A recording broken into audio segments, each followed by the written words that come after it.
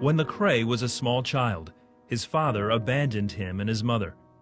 I wrestled with a sense of self-worth and am I even valuable? Because my dad decided, drugs would be better than hanging out with his own son or staying with me. He found a sense of belonging in the hip-hop culture on the streets. My uncles were young and wrapped up in the streets and, gangs and drugs and just promiscuous, and I idolized it. It was I wanted to be the gang member my uncle was. I wanted every tattoo he had. I saw my first gun and all these different things, and I was like, man, this must be what it means to be a man. And I'm just sitting on their laps, soaking all this stuff in, like, wow, and so I was like, a child of rap and hip-hop, just seeing this world come up around me. In his teens, Lekrey realized something was still missing. I knew my ways were unfulfilling. I chased power, I chased pleasure, I chased possessions, I chased just something satisfying, and I knew I kept getting let down. I knew it was insanity, and I was never going to find fulfillment, but I didn't know what else to look for. He kept a Bible in his car as a good luck charm. One night, police caught him trespassing and in possession of drugs. He was cuffed and sat in the police car waiting to go to jail. And the police officer goes to my car, and he saw the Bible, and he came back to the police car and he said, son, you got a Bible in your car? And I said, yes, sir. He said, you know what that Bible's about? And I was like, I need to. And he said, well, you know what, today I'm gonna let you go because I want you to get into that Bible and I want you to start living it. And that really did something to me, and that really rocked me. And I didn't want to get in any kind of trouble like that again. He joined some friends at a Christian conference where he heard what Jesus did for him on the cross. And he talked about Jesus, carrying his cross on the mount on Golgotha, and just the turmoil and the pain that Jesus went through. That Jesus would take all that on his own back floored me. And I said, I don't want to live like this anymore. And I just bowed out and said, Jesus, I'm sorry, and just broke down crying. For a year, Lekrey walked a line between college partier and committed Christian. His life was spinning out of control, and he knew it. Just cried out to the Lord one day. I said, God, I feel like I'm going to kill myself or kill somebody.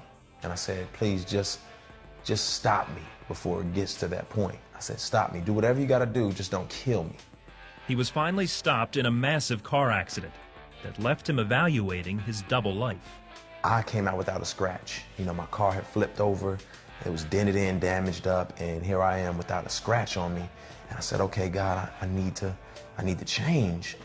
Later that night, he gave his life completely over to God.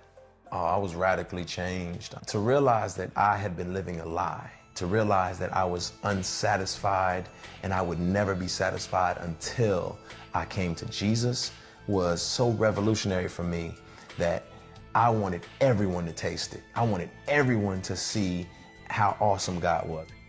Lekrey typed out his testimony and handed it out on his college campus. He talked about God to anyone who would listen. And I was proud. I was proud to have my story on that piece of paper. And I got laughed at, and I got called Jesus freak and Jesus boy and, all kind of stuff. But I was changed. Before long, he learned he could blend his passion for God and his ability as a rapper. I thought that God and rap would never work. I thought that God wasn't okay with rap. People knew I used to rap, and I went to the Bible studies, and someone said, hey, why don't you, rap about Jesus? And so I just on the spot, I just came up with the rap about Jesus, and they were like, man, that was good. And I was like, wow, Lord, maybe you could really do something with this. He began ministering to kids in juvenile detention. I ended up there for 3 years, every weekend, just sharing my heart and sharing scripture and rapping as their praise and worship on Sundays. His music has spread around the world. His newest CD, Rebel, debuted at #2 on iTunes. But his purpose goes way beyond selling CDs. I want to use my art form to encourage the movement in the church to say, hey, let's engage the city. Let's rebuild the city. And so that's really where my heart is to rebuild cities, is to see the city come to Jesus. And if you don't know him, you're missing out on purpose, meaning, and life in general. And so I'm passionate about seeing people spend eternity with him. He's awesome.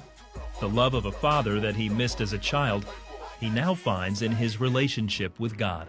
He's just loved on me when I felt like I didn't deserve love, when I felt like I was unlovable. I'm really grateful, and I feel fortunate to have a huge family that is beyond race, creed, culture, and to have a father who shepherds us all. And when I think about that, my mind is blown. There's nothing like it.